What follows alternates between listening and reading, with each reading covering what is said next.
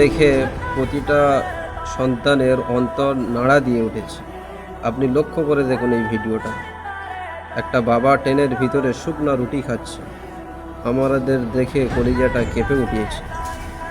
হ্যাঁ, এটাই একজন প্রকৃত পুরুষের পরিচয়। নিজের সুখ আরাম ত্যাগ করে পরিবারের মুখে হাসি ফোটানোর নামই হলো দায়িত্বশীলতা।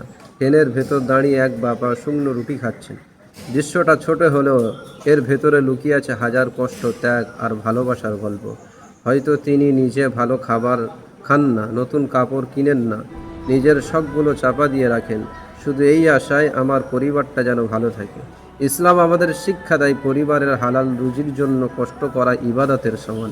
একজন বাবা যখন নিজের ঘাম ঝরিয়ে সন্তানের মুখে খাবার তুলে দেন, তখন আল্লাহ তাআলা সেই ত্যাগকে খুব ভালোবাসেন। নবীজি তো আমাদেরকে জানিয়েছেন, তোমাদের মধ্যে সেই ব্যক্তি উত্তম যে তার পরিবারের কাছে উত্তম।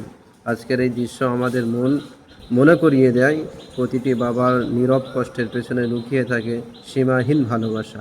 তাই বাবার ঘামের মূল্য বুঝুন,